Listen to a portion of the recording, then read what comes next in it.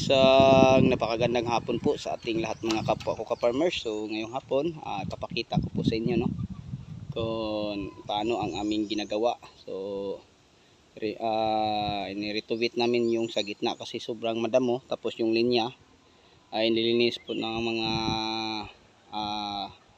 tauhan ko na kasama sa farm.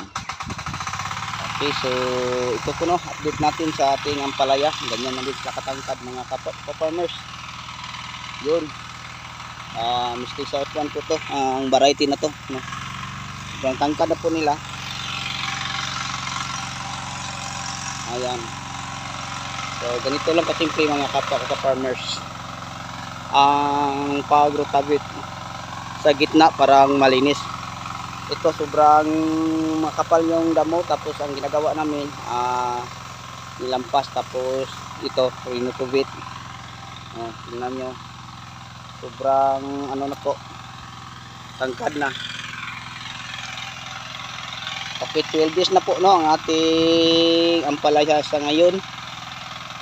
Okay, so ito po ang ating gapangan. May daan po sa gitna para kung may kunin tayo sa kabilang niya, madali lang po itong malapitan dahil may daan po sa gitna. So ito po yung isa kong tauhan.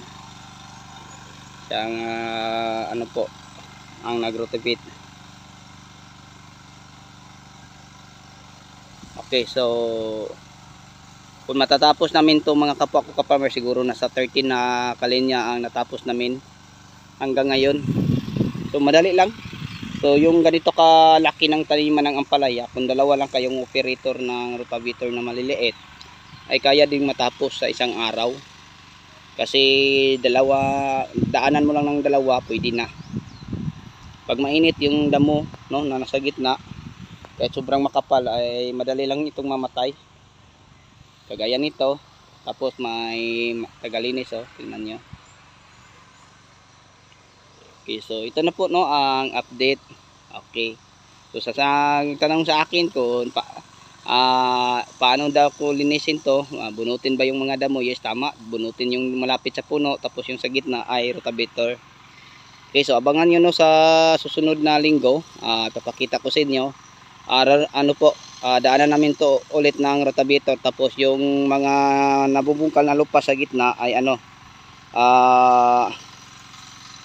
itatambak din namin sa puno ng tanim namin na ampalaya.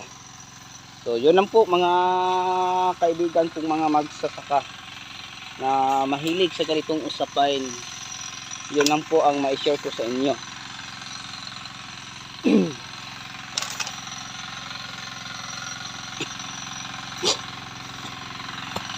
So madali lang mag-rotavator. So ganyan nakatangkad yung ampalaya natin, no?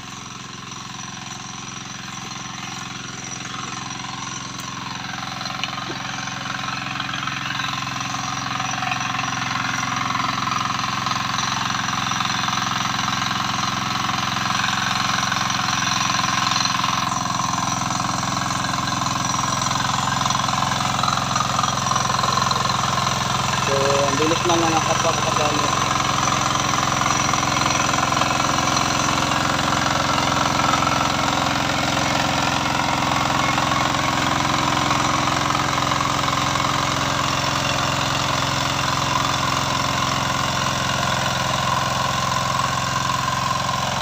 Okay, so sa inyong lahat, hanggang dito na lang. Maraming salamat po. God bless at mabuhay po ang magsasakang Pilipino. So sa lahat na mahilig sa ganitong usapin, hingi naman ako ng isang favor sa inyo. Huwag naman yung kalimutan mag-like and share at saka mag-subscribe sa aking YouTube channel. At i-click naman yung notification bell para updated po kayo sa next video. Okay, so hanggang dito na lang. Maraming salamat po. Bye-bye.